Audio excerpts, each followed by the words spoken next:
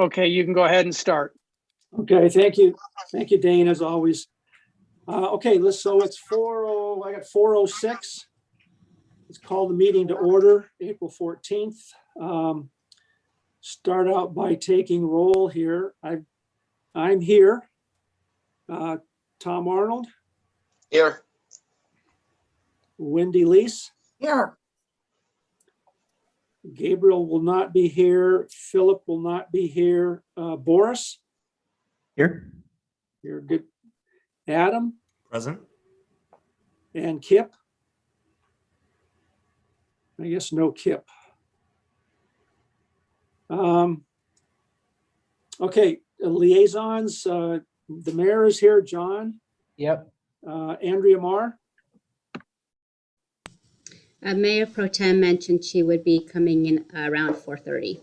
Okay, and then Don Harper. Here. Here. Okay, thank you. Okay. All right, with that, if there's anybody listening in or if there's any public comments, I don't know if anybody sent anything in email wise or anything, but if there are any public comments out there.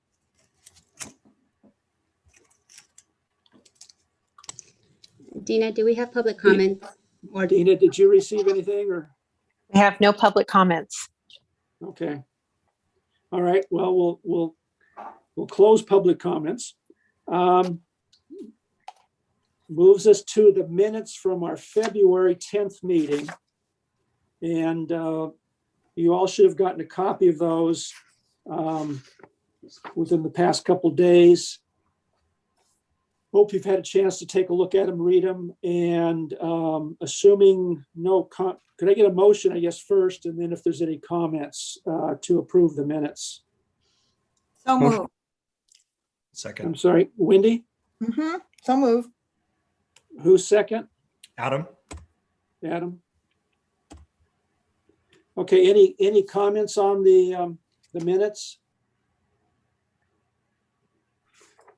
Sounds like none.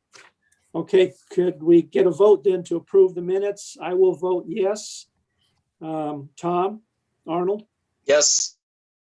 Wendy Leese, Yes. Boris, Yes. Adam. Yes, sir. Okay, that makes it, I guess 5-6 zip. Okay, what I'd like to do is move, we're gonna have Tarquin, who is the assistant city attorney, and he is gonna present the Brown Act to the committee.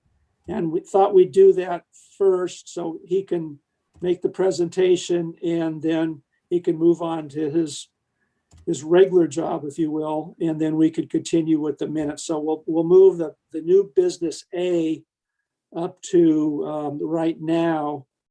And if we could have Tarquin, assuming you're on, if you can review the Brown Act for the committee, please. Thank you, Chair Tabawara. Can you hear me? Yes.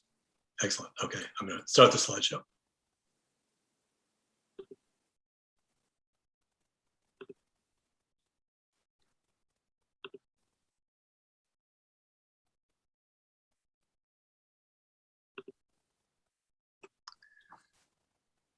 Costa Mesa Commissions and Committees Brown Act Basics.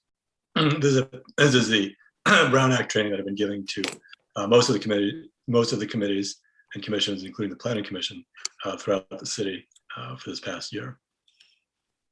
The Ralph M. Brown Act is set forth in the Government Code, and at its core, it requires that public agency actions be taken openly and that their deliberations be conducted openly. All meetings of a legislative body must be open and available to the public. Typically, we think of legislative bodies as a city council. That is some body that has power to enact laws. But under the definition of the Brown Act, the definition of legislative body is much more broad than simply the city council. The definition includes, obviously, the city council, the governing body of a local agency, in addition to commissions, committees, or boards created by formal action of the city council. whether or not they have specific powers, such as the Planning Commission, or whether or not their role is purely advisory. They are still considered legislative bodies, still subject to the Brown Act. In some situations, a private corporation can be subject to the Brown Act if it's created by a local agency to exercise authority of a local agency, or receives funds from the city and a city council member is on its board, even if not all the members of the board are city council members. To consider a meeting under the Brown Act is any congregation of majority of the members of the legislative body in the same time and place to hear, discuss, or deliberate upon any item within their jurisdiction. When the Brown Act was created in the 50s and the 60s, the concept of a meeting was a bunch of people in one place, one physical place at one time.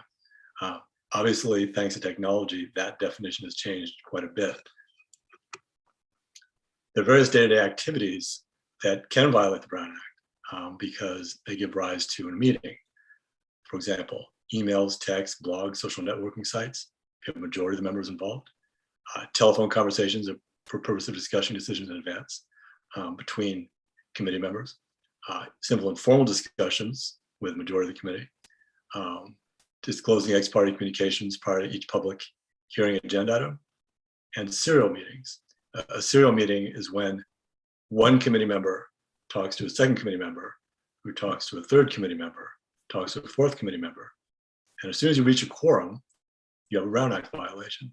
Whether or not all five, and say in this instance, all five were present in one place, just the fact that messages were passed along between them on something within the jurisdiction of the committee, that is a violation of the Brown Act, and that is considered a serial meeting. There are also things called hub and spoke meetings, where you have one committee member who might talk individually to 4 other committee members. That would be a violation of the Brown Act if it even discusses things within the subject matter of that committee. Emails make it incredibly easy to inadvertently violate the Brown Act. The general rule of thumb is do not send emails to the majority of the commission and the committee. This includes CCing or replying to other members or forwarding emails to other members. Clearly, staff can send emails to the entire committee, and a committee member can respond to staff, but it would be unwise if staff were to send emails to the entire committee, and then a committee member responds, just simply hits reply all, and that in itself would be an inadvertent violation of the Brown Act, because because that committee member would be discussing or engaging in discussions with a majority of the members of the committee by email. So rule of thumb is think twice before hitting reply. The best practices for emails are include only a few other members as truly necessary for the email. Always think twice before pressing send. If you have any questions, please contact Brenda's office, contact my office. We live and breathe the Brown Act, as boring as that may sound. We're always happy to answer questions or give advice. There are a few Public Records Act problems that arise with emails. Some committee members have city designated emails, some do not. The problem with using your own personal email for city business, it may subject your personal emails to disclosure. For example, on our Public Records Act request. A better practice, if you don't have an assigned city email, is to create a separate email account, either Gmail, Yahoo, whatever private email you want, that's solely dedicated for city business. Because that way, in the case of a Public Records Act request, or potentially a lawsuit where your communications are subpoenaed, it's much easier to segregate out an email account that's only devoted to city business. That way you avoid potential prying eyes in your private email. Texting, you have similar problems with email. Texting can and has been used to hold serial meetings by phone, or actually during a meeting. For example, committee members simply cannot, during a meeting, text each other when an item is being considered. That can give rise to a Brown Act allegation, whether or not a majority of members are involved. If a majority of members are involved, then it's a clear Brown Act violation, especially if it happens during the pendency of a meeting where you're considering application or something of substance. There may actually be a denial of due process allegation because that communication was not conducted openly.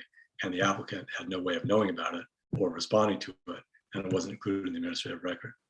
So my best advice is to put down your phone during a meeting and not respond to text during meetings.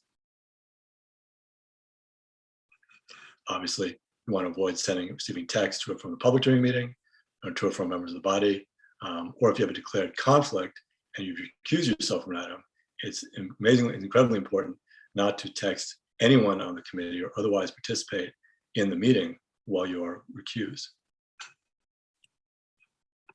Blogging, social media. Up until this year, Facebook, Twitter, newspaper ads were not addressed by the Brown Act. You obviously have potential serial meeting if majority gets involved, but that has since been clarified by the legislature.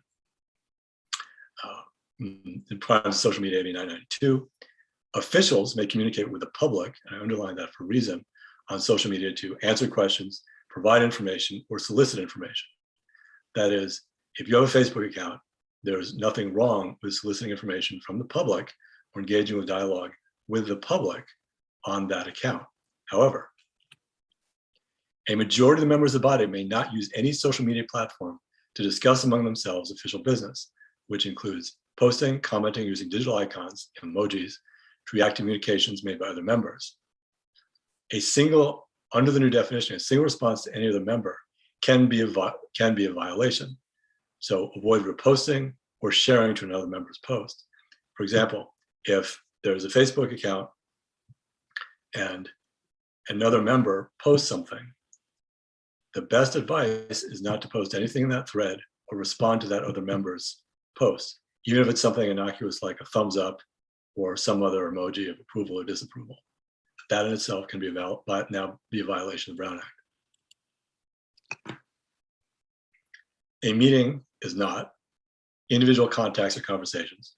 That is a conversation between one committee member and another committee member. Attendance by majority of the committee at certain conferences or social events, so long as the majority does not discuss issues within their jurisdiction. Attendance at the meetings of other legislative bodies, so long as the majority does not discuss issues within their jurisdiction. A general rule of thumb, if a majority of the members of a committee attend either a city council meeting or a conference, social events, the best advice, especially if you're at the meeting of the city council, is not to sit together. And it's not illegal to sit together, but when you do sit together, when committee members do sit together, it can often give rise to an appearance of impropriety. It can give rise to questioning, well, what are you discussing? You know, you're all there together. You're clearly discussing city business. Obviously, they may not be true, but situations like that are best avoided.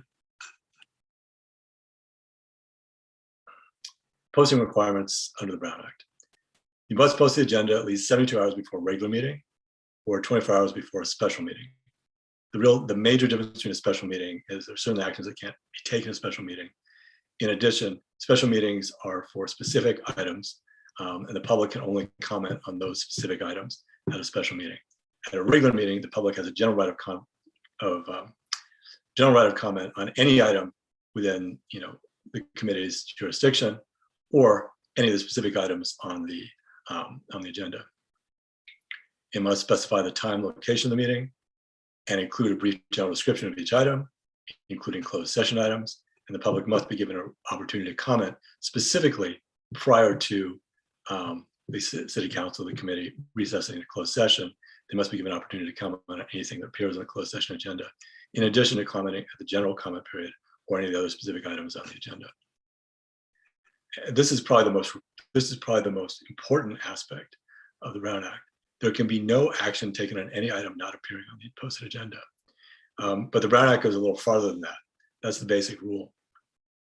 So in addition to no action, it's improper for committee members to engage in substantive discussions or do presentations or otherwise have in-depth analysis of items that are not posted on the agenda.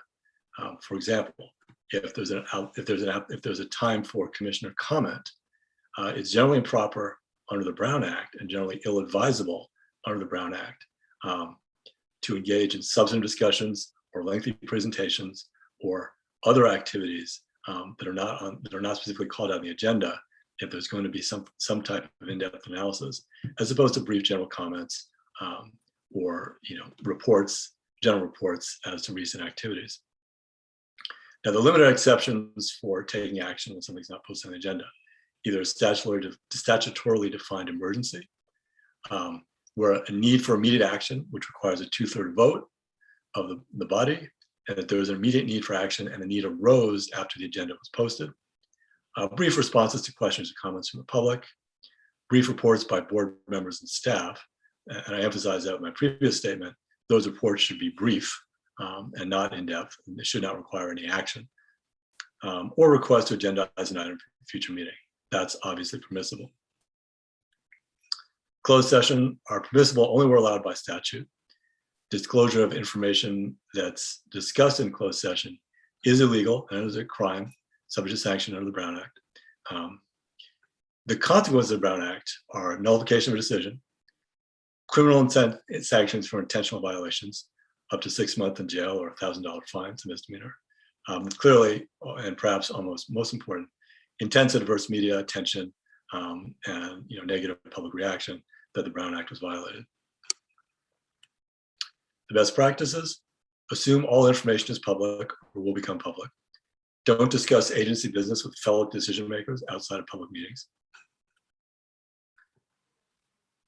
Basic motion procedure: a basic motion to amend is considered a friendly amendment, and a substitute motion. We'll discuss that in a second. The basic motion is basic parliamentary procedure.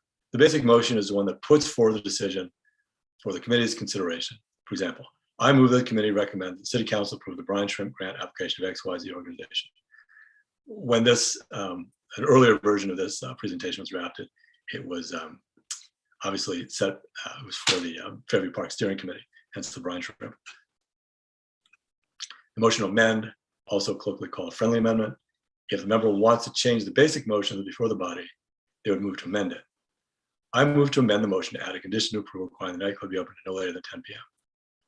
A motion that amend takes the basic motion as before the body and seeks to change it in some way. Typically, the maker of the motion will be asked to accept this amendment. The maker of the motion will then accept it if they do, and then the amended motion will be voted on. Unless there's a substitute motion. If a member wants to completely do away with the basic motion that is before the body and put a new motion before the body, they would move to substitute motion. I move substitute motion that we deny conditional use permit 2017-01 to allow the nightclub located at 1234 Main Street. The substitute motion takes precedence over the basic or the amended motion, and that gets voted on first. So if there is a substitute motion on the floor, the substitute motion has to be voted on. If the substitute motion passes, that does away with the previous motion. If the substitute motion fails, then the vote goes back to either the basic motion or the amended motion. Basics for advisory bodies. This applies to all advisory bodies in the city. The role, powers, ethical considerations. The roles of advisory bodies are specifically to improve the quality of Costa Mesa government by providing the council with resources to make better informed decisions. They serve as the eyes and ears of the council on issues and matters that otherwise might not receive the attention they deserve. And clearly they improve the line of communication between the public and the council by providing more opportunities for discussion of public issues. And again, I want to reemphasize it's important. That is one of the reasons that the Brown Act, it's critical the Brown Act be followed by committees. I mean, it's followed by the city council, but I want to emphasize that all committee members really have an obligation to follow the Brown Act because it's really designed to best facilitate public communication. And that's truly the goal of most Costa Mesa, or really all Costa Mesa advisory bodies. Specific powers of advisory bodies are only to make recommendations to the council and or to city staff. While they may work closely with advisory bodies, city staff members specifically remain responsible to immediate supervise and ultimately the city manager and the city council. While advisory bodies clearly have no supervisory authority for staff members, obviously they are encouraged to and clearly do treat staff with decorum. General ethical principles, these apply to everyone really in city government and involved in advisory bodies. The duties of advisory bodies and an advisory body member shall be performed in good faith and in a manner which the member believes to be in the best interest of the city. It's clearly improper for any member to utilize for personal or financial gain or in any way otherwise a self-dealing manner any information which is received by reason of said membership and is not a matter of public record. That if something is received in confidence or is not generally publicly known, it is improper to utilize that in any way for personal or financial gain. Specific questions regarding possible ethical issues or conflicts of interest should be reviewed with staff liaison, city attorney, city clerk in advance of the subject meeting or discussion. I say that, but it's not unknown. It's not atypical for city clerk or for my office to get text in the middle of a meeting saying, "Oh, what happens if I have a conflict here? Do I have a conflict?" Clearly, my office will try to resolve things as quickly as possible. The more advanced notice that can be given, the more appreciated it is. It allows us to have more in-depth and full analysis and give you better advice. But if necessary, our office will respond. If we're at a meeting, if we can respond, we will respond. I didn't pause for questions regarding any slide, but I'd like to open this floor up for any questions. Any comments? I just want to make one. Chairman. Yeah, go ahead, Wendy. I'm glad this was a great presentation and especially with the media now, those conditions. But I think there's a misunderstanding many times in the public, which maybe you could speak to, that residents are afraid of sending comments to all of the council or all the planning commission because they're concerned they might be breaking the Brown Act. But citizens have a right to inform all elected or appointed officials. Isn't that correct? Yes, you're absolutely correct, Commissioner Lees. The issue here is whether or not the members communicate among themselves. The public can always send to whomever as many or as few people as they want, few members as they want. That's not going to violate the Brown Act. Right. If information can be sent to them, the violation of the Brown Act occurs when the communication is between the members of the body. Right. The public really cannot violate the Brown Act in this sense. But there's a misunderstanding that they think they can. So it's just a fear of breaking a rule. So they I can't do it, send it to more than 4. I mean, it's on the school board too. So it's something that I try and help people understand. So thank you very much for your clarification. Of course.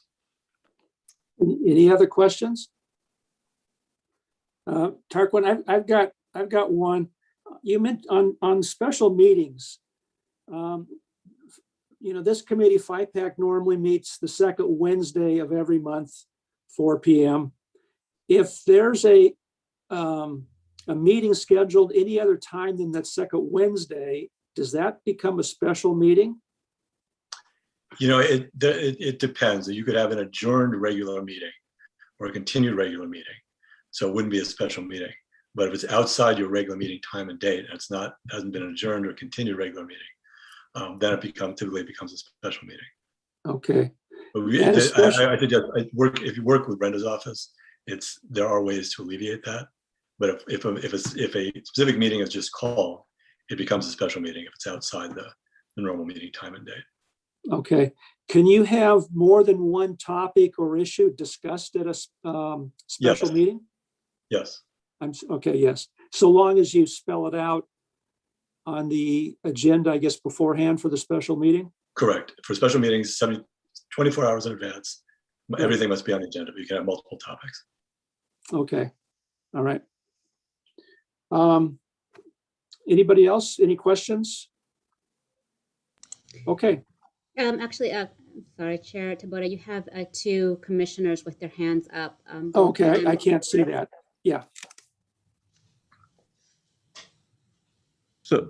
So my question for the city attorney is, when you were discussing the different motions, you mentioned the substitute motion. In order for the chair to act on that motion, it would need to be seconded, correct? Correct. Okay, perfect. Just wanted to clarify that. Thank you. Sure. Mr. Preziosi, thank you for the presentation. That was fantastic. I do have a few questions, if I may.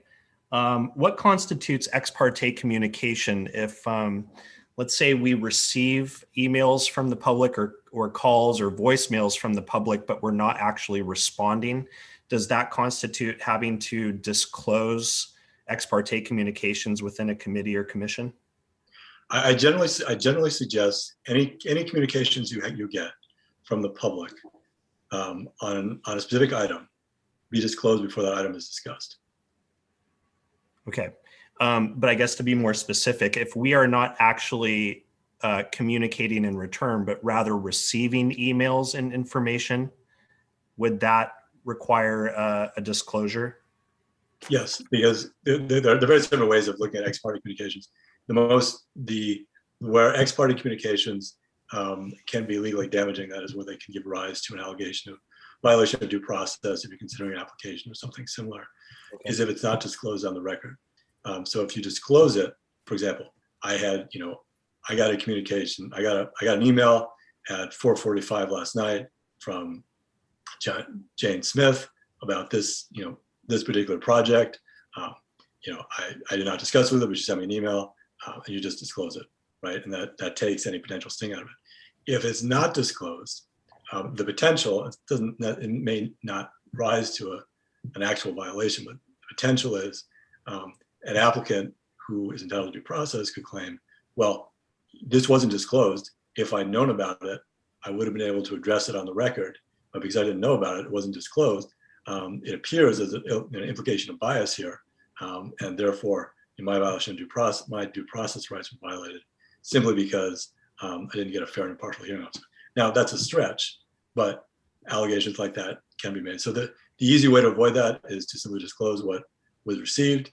If it's substantive, you can disclose what it was. If it's non-substantive, you can also issue a statement that I received the communication, but it did not bias me in any way, shape, or form. That way, sort of coming out of the gate, you've indicated that you are fair and impartial and unbiased based on this communication. Okay. It sounds like just to be on the safe side, just disclose everything. That's my best advice. Okay. My second question is this committee considered a regular meeting or a special meeting? Because I believe in one of your earlier slides, you said that the agenda and any associated attachments have to be sent somewhere between 24 and 72 hours before the meeting takes place. Correct. A special meeting is you have to do. It's 24 hours. That's what the agenda posting requirements are. A regular meeting at 72 hours. Okay. And is this committee considered a regular meeting if we're meeting right now? If this is your regular meeting time, and excuse me, because I'm not sure what your regular meeting time is, but this is your regular meeting time, this is a regular meeting. Okay. If So it's not your regular meeting time, it's a special meeting. But I believe it's a regular meeting. It's the normal day and time. Okay, so we should expect the agenda and any associated attachments within 3 days before our meeting. Correct. Okay, thank you. And as far as any potential Brown Act violations, you were hinting at any kind of in-depth analyses taking place in terms of the data. And I know we have a lot of math lovers and statistics lovers here on this committee. So if we were to take the initiative to do a deep dive into the financials of the city, that would in and of itself be a Brown Act violation if we did it individually and not, or as a less than quorum? What I would say is, if it's not on the agenda and an individual, a committee member or more than one committee member wanted to have a deep dive and a substantive discussion about some item that's not specifically on the agenda, whether it's a financial analysis of the city's budget or however you want to do it, I would advise against doing that and simply put it on the agenda and discuss it, rather than for the committee to, based on one committee member's discussion, have some type of substantive discussion about city business, which is within your jurisdiction. So as individuals, we can't technically take the initiative to do a deep dive into the financials or perform any statistical analyses before it's been put on the agenda, even if we are doing that independently? I would advise that you don't do that. Correct. Okay. All right, and I think that's it. Thank you very much, Mr. Preziosi. Oh, you're very welcome, Commissioner. Okay, let me have anybody else? I have a council member Harper with his hand up. Am I allowed to speak? I want to make sure I don't break the Brown Act. That was a joke. I'm following up on Adam's question about the financial information. If I receive financial information from the city, you're telling me I can't, what are you telling me I can't do? So Not it's literally what I'm not telling you what to do or not to do. No, what are you suggesting I not do? I'm advising what is probably a better idea to avoid. So let me give you a scenario. For example, if you were in, you have your committee, your council member comment period, right? And you received a substantive document regarding city's financials. I would advise, you can certainly comment that you received it. I would advise against having a substantive discussion about it because it's not on the agenda. Oh, within the meeting. Or Correct. outside the You meeting. can certainly have it placed on the agenda and then discuss it. You can comment that you received it, but having a deep dive in it and then having other council members comment on it itself is not a good idea. So let me just clarify, maybe I'm missing the point here. You're telling me that if I'm outside the committee and I'm just on my own and I say, I'd like to see the financials for a department in the city, and it's nowhere on the agenda item other than, maybe we have a city objective of improving the financial reporting, I am or I am not allowed to talk to another committee member on the finance committee? Or you're advising me that I can't have that discussion? No, I think we're talking apples and oranges here. Oh, thank you. Okay. What you're talking about is, you're at the FiPAC and you're asking questions, you want to receive data. Got it. Right? You as a council member liaison or just a visiting council member. That's not a Brown Act violation. The Brown Act violation would be if a member of the board, member of the committee, or if you sitting on the city council were to engage in a substantive discussion on the city's financials if it's not on the agenda.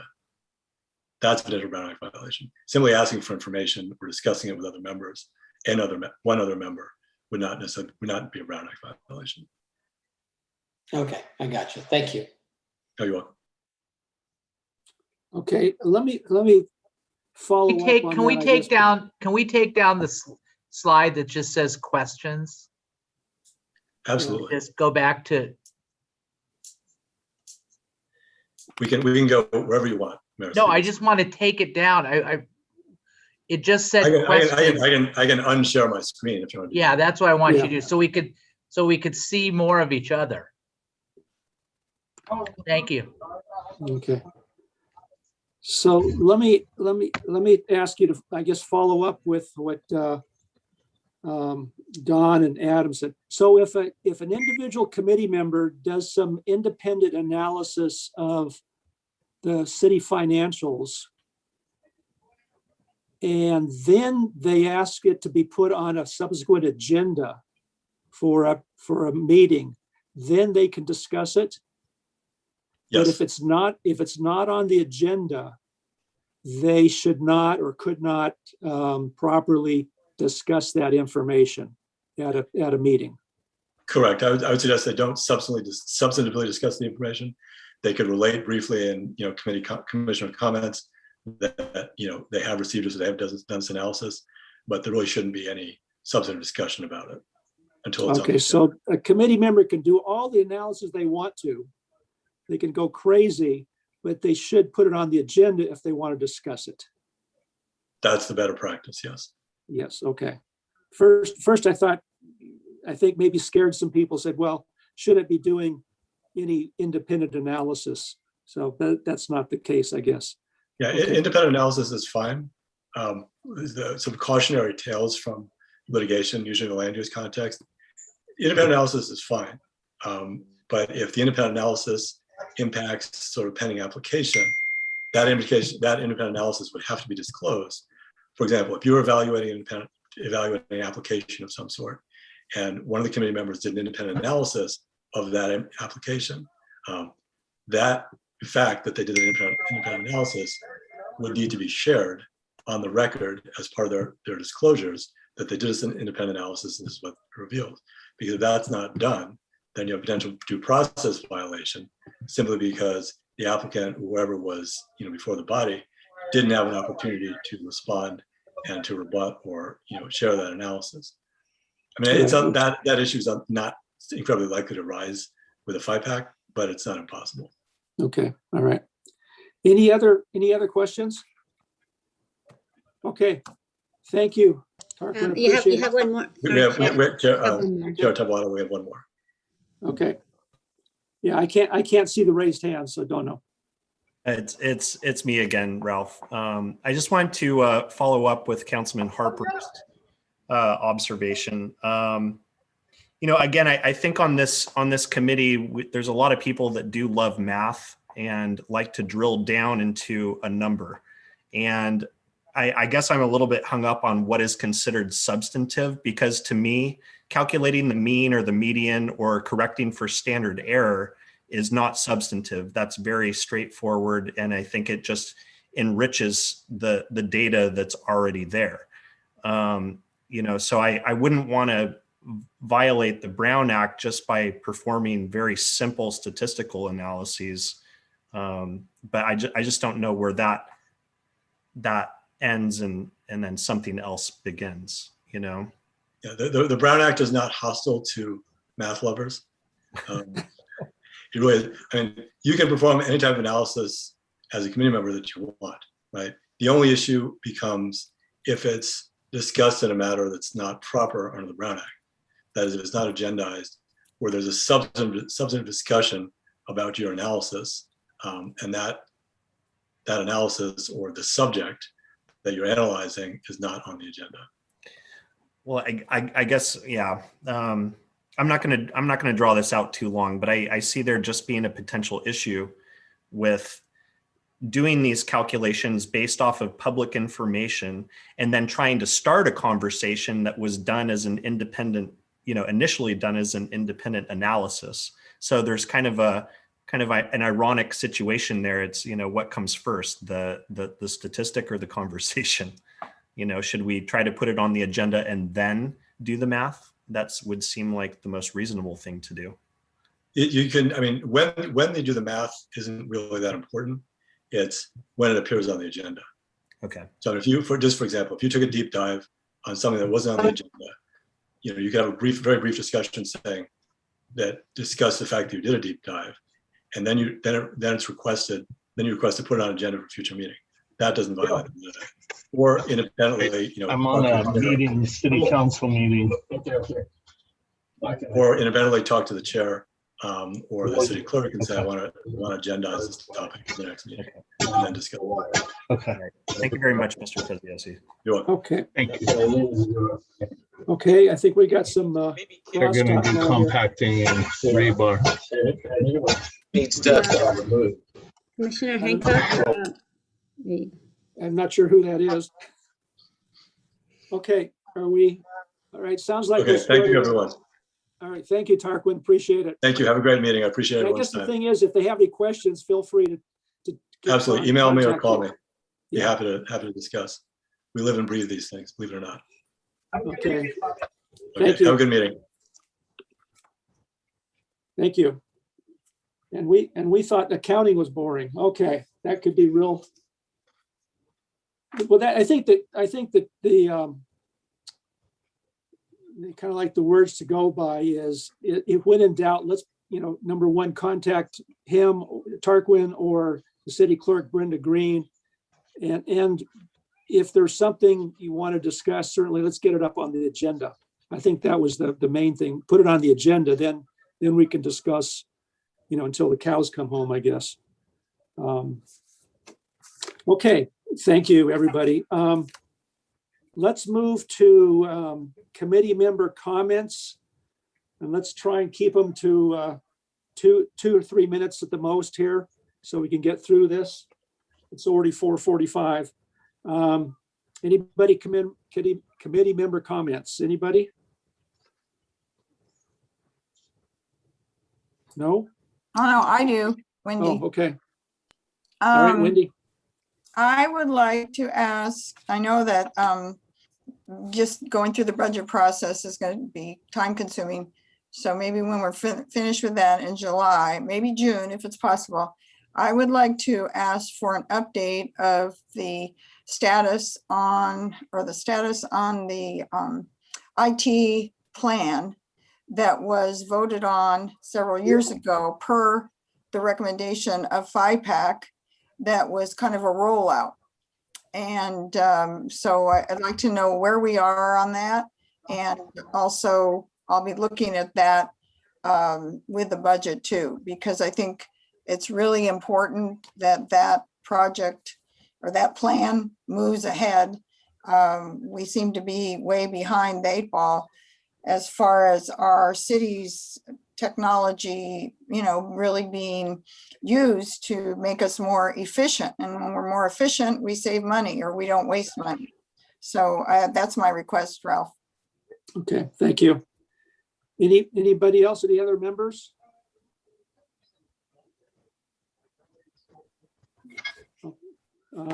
No? Okay. Nobody else, Carol? I don't see anybody with Okay. their hands up. Okay, couple quick ones, then we'll move on here. Our last meeting was February 10. Just FYI, March 1st, I attended through Zoom the Huntington Beach Council meeting. And at that meeting, they approved pension obligation bonds for the city to the tune of about $250 million, about 80% of their unfunded liability. March 3rd, there was an ACCOC Finance Committee meeting, and they had an individual from PERS present. Every 4 years, PERS does a, and that's CalPERS, they're the ones who manage the most of the cities in California's pensions. Every 4 years, they do what they call an ALM, which is an asset liability management review, where basically they take a look at their expected future pension payments and try and make sure that they have the assets available to meet those obligations. And part of that process is evaluating the amount of risk they take, because the amount of risk may dictate how they're going to make their investments to meet their obligations. I recently finished a biography of Jerry Brown, and I specifically wrote down, he was, as most of you know, he was governor from two sets, 1974 to 1982, which seems like a long time ago, which I guess it was. And then again in 2010 through 2018. But his first budget in 1975, he had three rules. We cannot spend more than we take in. Number 2, which I love the number 2, better government does not always require more spending. And number 3, this budget recognizes no sacred cows. So I thought that was worth writing down. I guess yesterday or maybe Monday, Carol sent out the treasurer's report through February. You all should have gotten a copy of that. And then why we had the modified agenda is we took off the subcommittees, but we do have subcommittees that really exist today. However, the membership is all changed. The last time we had them, there were a lot of members who are not currently on the committee. So next month, May, I want to set up, at least not set up, but keep in mind if you're interested in having or joining the budget subcommittee. That's one of our subcommittees, is the budget. And then May 11th, next month, there's a council study session, and Carol mentioned that's when the the first pass at next year's budget will be presented to council. I would recommend and encourage all of you to watch that, watch the Zoom meeting on that. It's a study session, so no action is taken, just being, Carol and whoever staff presents the budget, and then council members have a chance to ask questions. The following day, May 12th, is our FiPAC meeting, regular meeting. And basically Carol will then present the budget to us at that meeting, and we'll have a chance to ask some questions. But I do want to I talked to Carol last night, and we discussed having a separate meeting or a second meeting in May after the 12th. So we have a chance as a committee to weigh in on the budget, because the council will have the budget presented to them for a potential vote on June 1st. So, which would be prior to our June FiPAC meeting. So we would have to have a FiPAC meeting before the June 1st to make any kind of formal recommendations to the council on next year's budget. So one of the questions to the committee is, we were thinking potentially May 26th, having a separate special meeting, or possibly May 19th. I would prefer the 26th, because it would give us a little bit more time, the subcommittee a little bit more time, as well as the other committee members, to take a look at the preliminary budget. So we can discuss that again on May 12th. But again, if you get a chance, please, if you get a chance, watch that study session on the 11th, and then our next meeting will be on the 12th, and those will be pretty much dedicated to the budget. With that, we've got, I guess, old business, and that is the cannabis tax rate, which Carol, I think you mentioned you're going to present that to council the next Tuesday. Yes, that's correct. Yeah. So why don't you take it away? Thank you, Chair. I just wanted to rediscuss. I know that in December, FiPAC took action to approve a 7% recommendation to the City Council for the cannabis Measure Q tax rate. As you know, the measure calls for a 4% to a 7% tax rate on cannabis adult retail. We are going to move forward and be presenting the tax rate along with some ordinance updates as it relates to Measure Q at the next City Council meeting. So part of that agenda report, we will be informing the council that at the December meeting, we did bring it to FiPAC with a 7% recommendation. So I just wanted to bring everybody up to speed, since it is close to going to the City Council now. As it stands, it will be going to the council as an ordinance, which will require a second reading. And then at that second reading, it would be 30 days afterwards when it would be implemented, the tax rate. We are also at this point considering some additional items related to the Measure Q moving forward. So I did want to just inform everybody of where we stand with the tax rate as it stands now. Okay. Yeah, as Carol mentioned, in December, FiPAC took a look at the tax rate, and the committee did vote on a 7% tax rate to recommend to council, which is, as Carol just mentioned, I guess staff is also recommending the 7%. So from our December meeting, and I'm not sure on the council liaisons who was on that meeting and who wasn't, tell you the truth, but we did recommend the 7%. I've drafted up a letter to council from the committee, and I've just been holding it pending the council's discussion of the tax rate for Measure Q, which, as Carol mentioned, is going to be next Tuesday. So I will go ahead and issue that letter in the name of the council, or excuse me, in the name of the committee, FiPAC committee, either probably tomorrow, Thursday, to the individual council members. I'll send it to Brenda, and then I guess she puts it in your folders. But that should be coming from FiPAC.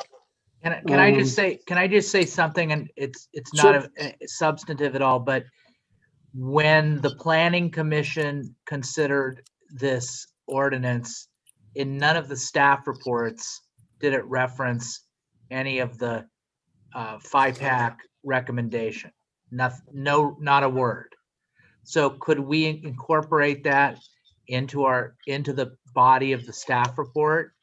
And then Ralph, if you could get that letter out as early as tonight to Brenda, it's basically drafted, John. Yeah, then okay. she may be able to include that as an exhibit to the staff report that goes out to the public.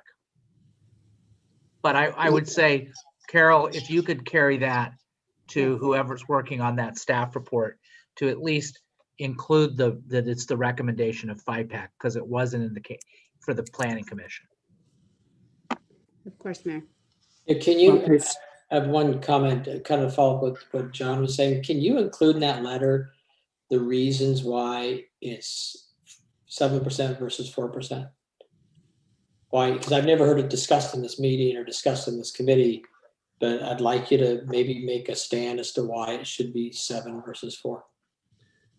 Okay. I've tried to make a comment there, Councilman Harper. The one thing we had, in December, we really didn't have a whole, and that was some of the comments by some of the members, was there wasn't a whole lot of information to go on. There was no track record, if you will, of cannabis sales in the city. The only thing we had was, next door in Santa Ana, they have an 8% rate. And we had the range between 4 to 7. And we chose 7. I can try and respond to your request. Yes, it's already kind of in the letter. I'm really trying to support every member on this committee to have their input to say, here's how I feel about it. I don't think that's been done. And it's not your fault. It's none of your faults. So that's all I'm trying to point out. Okay. Yeah, not a criticism, just trying to include everybody and say, I don't want it to be one person's burden to give an opinion that it's 7% or 4 or 3 or whatever. I just think it's a conversation you all should have, and I'd love for you to have it. Well, I mean, we did have it in December. Now, granted, the membership has changed since then, but there was the discussion in December. The majority vote was 7%. What was the vote? What do you remember, whether it was unanimous or? No, it was 4 to 3. Oh, okay. Well, you should include that too, though, by the way. Okay. All right. That I think is, I mean, as I wasn't aware of that. I mean, and as somebody on city council, I will weight. I'll weight the recommendation differently if it's 4 to 3. Okay. And the other thing I just want to say is, so you can't do another vote or another recommendation, but if there are other members of this committee, to Don's point, who want, whatever, I guess we're casual. We could talk about council. Thank you, John. Yeah. But to his point,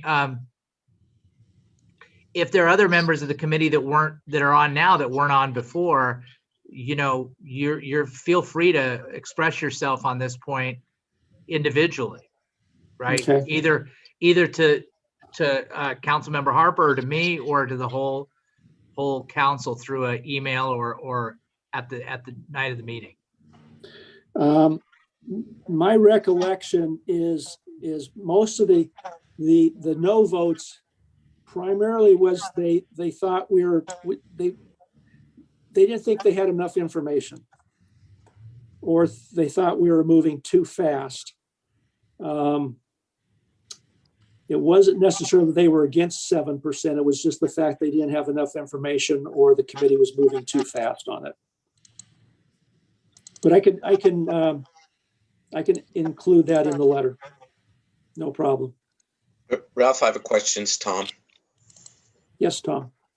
If members who are new members to the committee want to express themselves, would it be appropriate for them to express themselves as current members of the committee that weren't there at the time of the vote?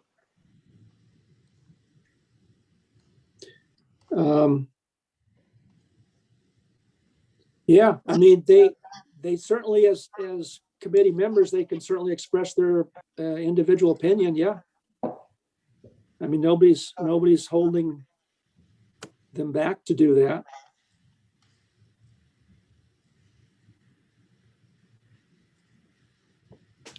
I have a comment. Yeah, go ahead, Wendy. Well, I agree. I don't think we had enough information. The reason that I voted for the 7% was because I think it's a benefit to the city to, because of the way that the initiative was written, that 7% is the maximum. And I think in these times with COVID, that it's a benefit. Not every city is opening doors to the industry, and so 7%, that's take all we can get, basically. The other thing is that some of us expressed that we were disappointed that with the other measure that was voted on for the marijuana research and development, that was approved by the residents, but then lowered, that tax rate was lowered by the city council. And so this was kind of another opportunity for the residents to speak on that. On the city council thing, That the city council had, If we can hear you. forgive me, the city council had lowered the tax rate to, I think, 1.5%. 1%. Right, and so that was quite in some of our opinions, it was quite a lowering of what the residents had wanted. So they were gracious to the council was gracious, but here was another opportunity with the whole marijuana industry to be able to, give a benefit to the public. Yeah, I mean, everybody had their to their own reasons to vote yes or no on it, I suppose. Can Okay. I ask a quick question, Carol? And you don't need to answer it now, but I'd be interested in it. As Wendy says, we reduced the tax rate from 6% to 1% for Measure Y. And one of the reasons we did it was to generate more volume for the businesses. I would be interested to know whether we have seen an increase in the volume of the businesses as a result of the reduced tax rate. It's been now over a year. It's been 13 months, and the pandemic has not changed the demand for cannabis. If anything, it's gotten more. It's always been an essential business. So do you know now whether we've increased the volume? Mayor, yeah, as I've been looking at the last few months, even over last year, we did not increase the volume. We've actually lost quite a bit of revenue, and it has stayed fairly low for the city of Costa Mesa. That has not, as I agree with you, it has not been that case with our neighboring city of Santa Ana, where they did see an increase. Would you please include a paragraph in the staff report with on that?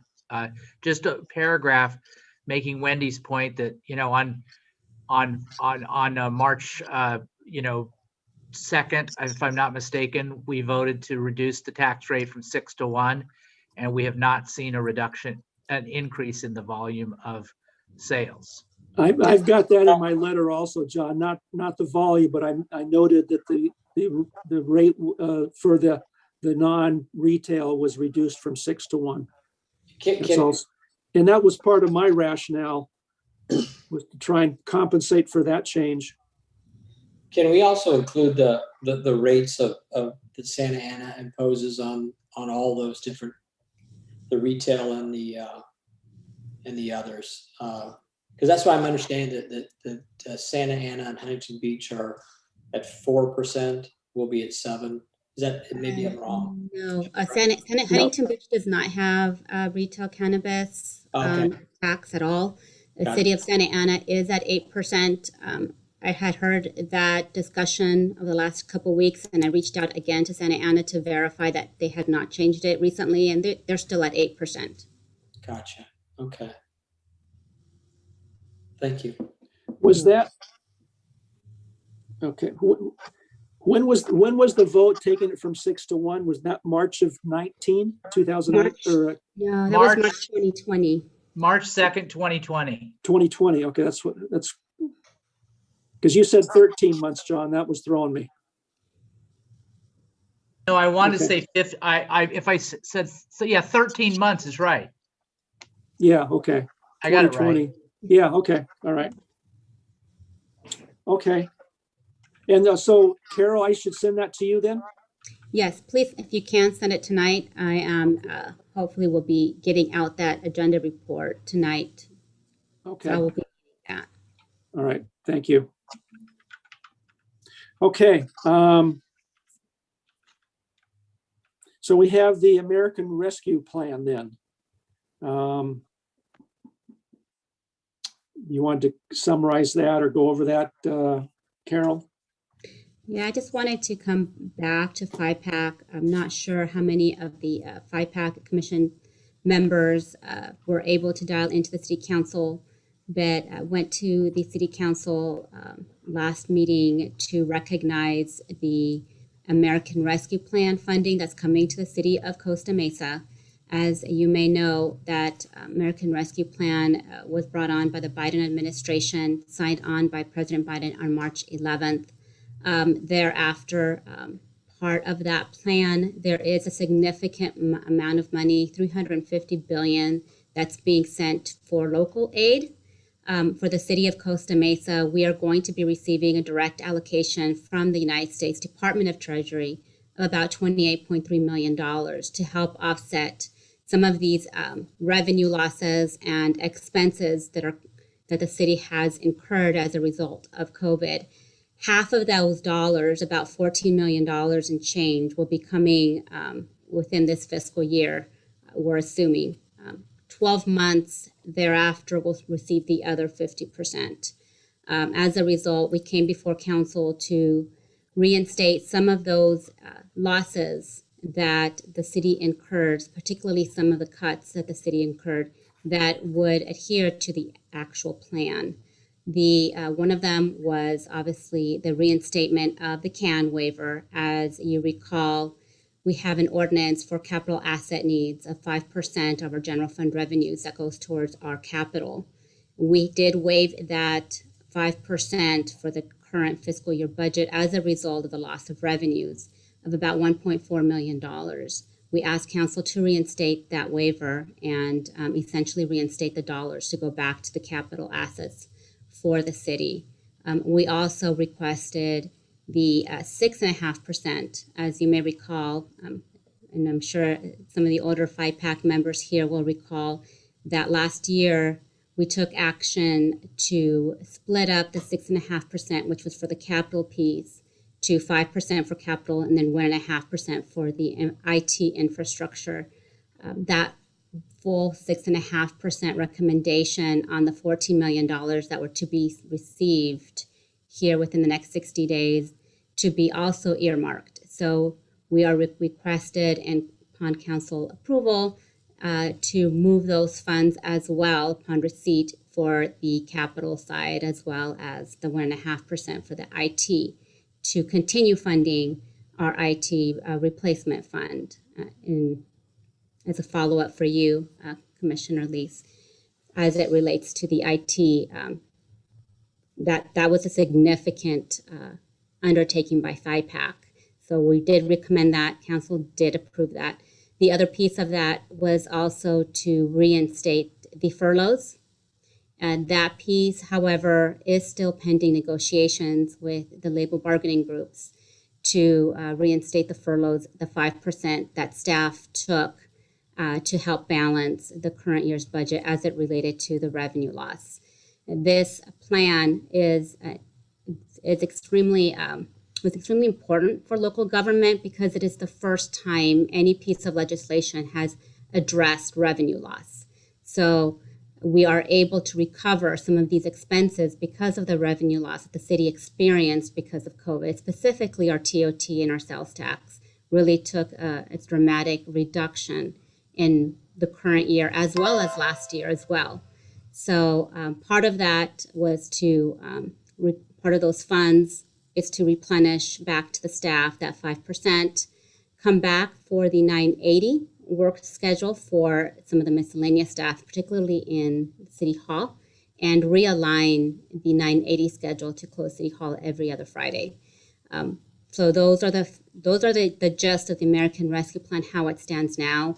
Please keep in mind, we're still awaiting additional guidance from the United States Department of Treasury. They are currently working on details of how we can use those dollars.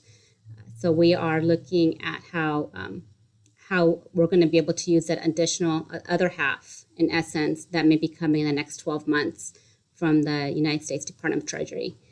We can also replenish some of the reserves, and we have used some of the reserves from the general fund for the small business bridge grant, about to the tune of $2 million. So we're replenishing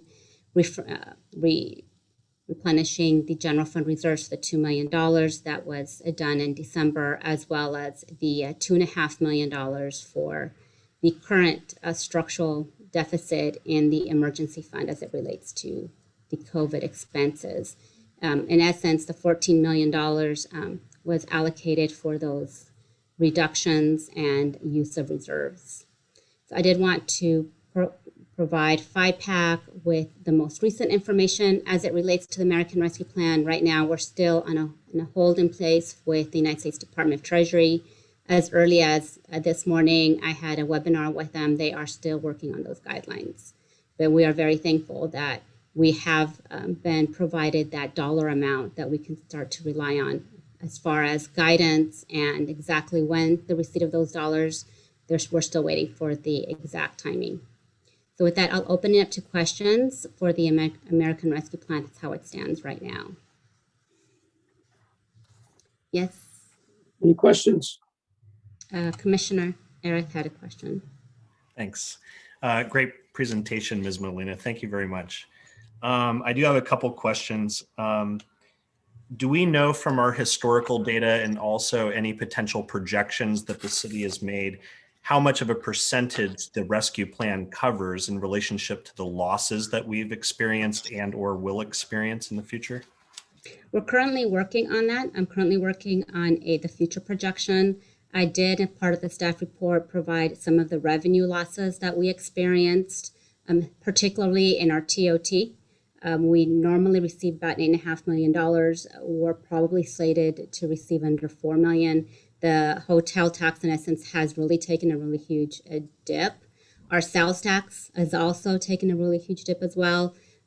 So all of those dollars, especially in the sales tax and the TOT, more probably in the TOT, is going to have a slower return as we come back. I'm not quite sure how that's going to impact once we reopen.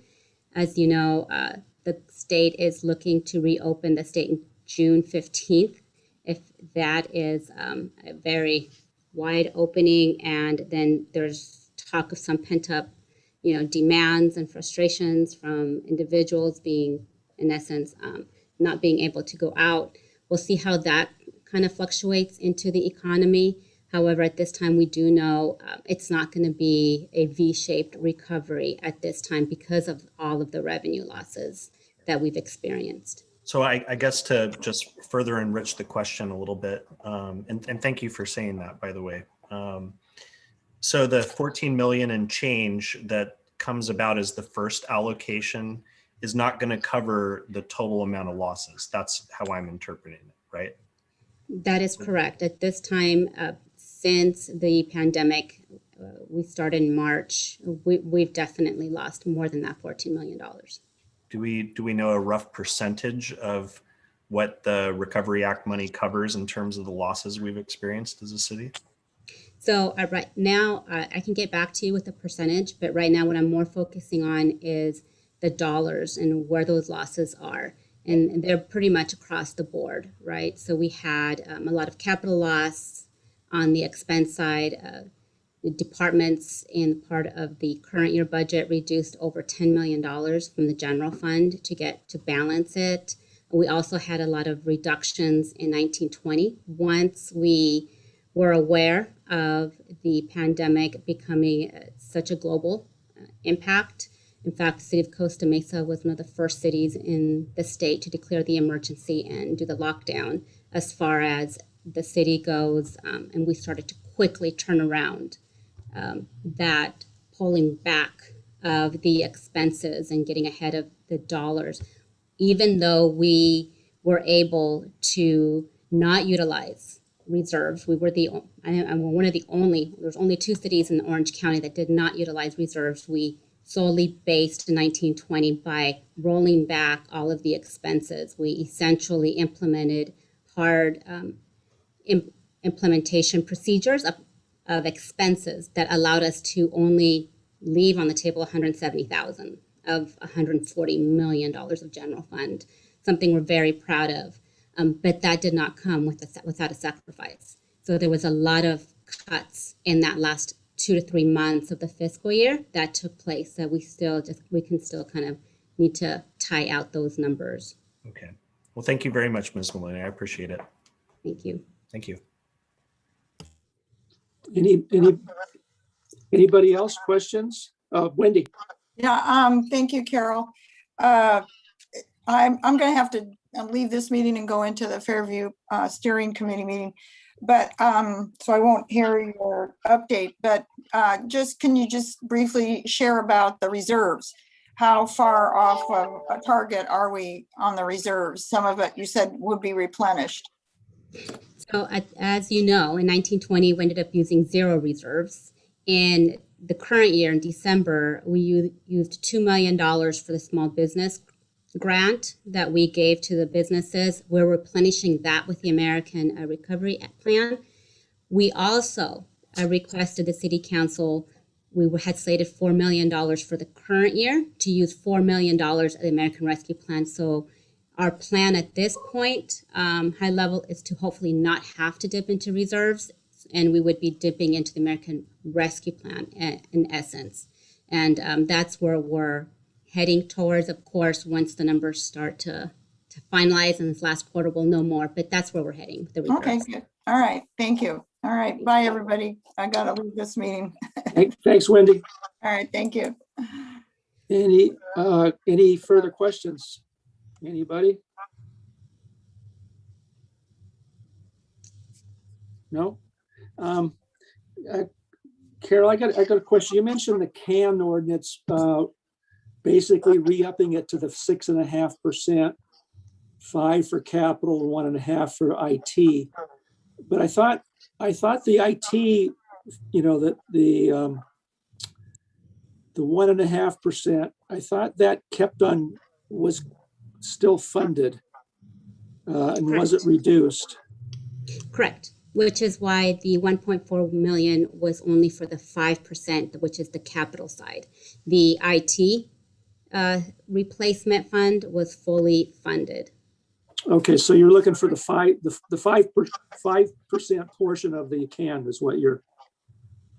Okay, but then the city, thankfully or luckily, didn't utilize the 6 million of capital that was taken out of last year's budget. That was, I guess, carried forward. So you're looking for, it says fully restore 2021 CAN, the $1.4 million. That's in addition to the 6 million then?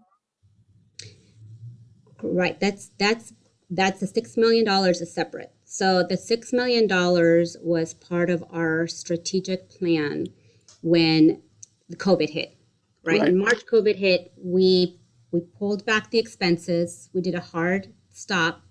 And then we started identifying capital projects that could be, were either not going to be worked on anytime soon because of the scheduling. We could just utilize those funds. So that was the $6 million was a 1920 stop, right? Got it. That we did not need to use. We did not use any of those dollars to balance the general fund. So in essence, what we did is we just moved it into 2021. So it's still in a holding pattern. So that's separate from the 1.4. This 1.4 is solely the reinstatement of the full 5% for the 2021. Okay, that was my question. That's on top of the 6 million that's in the holding account, if you will. That 1.4. Okay.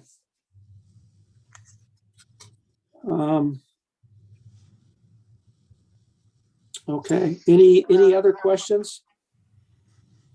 Hey, And that hey, is Ralph.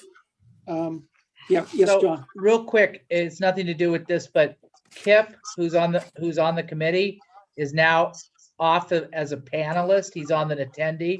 Can somebody please promote him? I think that would be Dina. I think Dina. And then I- he'll I- still have to keep that mute button on so we don't hear him jackhammering in his backyard or anything.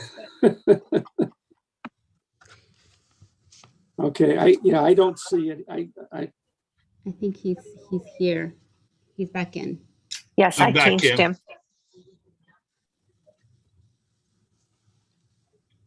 Okay.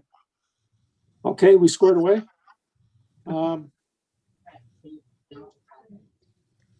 So Ralph, I Yeah. just have a quick question. Yeah, Because sure. of the count on the commission members, I want to make sure with Wendy leaving, we didn't lose quorum here. I think we still have 5 with There. Oh, Kip. here's Kip. There you go. Okay. Just wanted. Sorry, wanted you to guys. clarify. Sorry. Yeah, no, I think we've got 5. Okay. Okay, okay, thank you for that summary, Carol. So I guess I already know the answer to this question, but the claims that the city had into FEMA, those just kind of go away because the American Rescue Act supersedes those claims, I'm assuming? No, I'm glad you brought No? that up. It does not. So part of the American Rescue Plan, they have replenished FEMA. So we are still going after FEMA dollars with the hope that we can get more. So we have not stopped that process at all. We're hopeful if we can get more, hey, it's better for us, for the city, right? Because definitely we lost more than even this American Rescue Plan has provided. Yeah, because, I mean, the city's still spending money due to COVID, right? Of cleaning and whatever else. That is correct. The city Yeah. continues to spend money, obviously not at the pace like at the beginning. It's much smaller pace at this point. But being that the emergency fund is $2.5 million upside down, even though we're planning to use American Rescue Plan, we're definitely still going after those FEMA dollars. Right, okay. Okay, any other questions, anybody, committee members? Okay, again, thank you, Carol, for that. Okay, that takes care of new business, Carol, did you have any further updates then? for I the just committee? wanted, yes, and thank you, Ralph. I just wanted to update everybody where we are with the Section 115 trust. Yes, please. As you know, we were moving that $1.5 million in trust. We're currently in that final phase of actually moving those dollars into the trust. We're anticipating that to occur any day now. There's a lot of paperwork and processes that takes place with the trust, and we're pretty much there. So any day now, we should have those dollars already settled into the trust. And just want to bring everybody up to speed on that. I know that's been a concern of FiPAC in the past, and we're at the tail end of that. And that's, yes, thank you. That's a 1.5 million? That's 1.5 million. Okay. Yeah, that would be good. Appreciate that. Okay. Let's move to staff or liaison comments. In liaisons, John or Don, or if Andrea's on. Any No, thanks, comments? Rob. No, go ahead, Councilmember Harper. No, I'm fine, thank you. No comment. Yeah, no, I don't have anything. I apologize for being late. I had a silly work meeting that decided to go an hour long extra. No, glad you could make it. Yeah, I wish it was like FiPAC and there were, actual time limits to how long we could talk. Well, you got to lay down the law, Andrea. Not with Southern California Edison, anyway. Okay, Mr. Mayor, John, anything?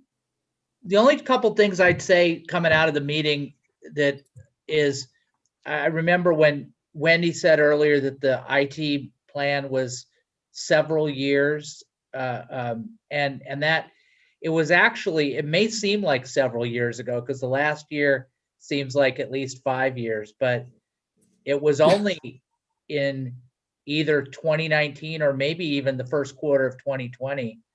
I remember we were in the chambers, and so it's fairly recent, but that doesn't, her request for an update is still a valid request. It's good to keep up on that, and a report once a year I think is a reasonable thing. The other thing I will say is, and Carol, I don't know put all those dates that Ralph referenced in your calendar, but be flexible about those dates pertaining to the budget, because there's a lot of work to do, and those might have to be adjusted. So I just want to give you a heads up about that, so you're not surprised if that occurs in the future. Okay. All right, thank you. Yeah, and I think Wendy said too, I think it's good to have an annual review, but it's not a couple of years behind schedule, because it was only recently it started getting going, implemented. Okay. With any other comments? I've got, could I get a motion to adjourn? I got 5:27 on my clock. I'll move. Second. Okay, Tom, and I'm not sure who seconded it. Adam. Adam, okay. All right. Well, all those in favor? Aye. Aye. Okay. And then, so we'll reconvene next meeting, again, if you can. The study session on May 11th, and our next FiPAC would be Wednesday, May 12th. Thank you, everybody. Thank you, Carol. Thank you, Dina. Thank you, everybody. Thank you, everybody. Have a good evening. Bye, everyone.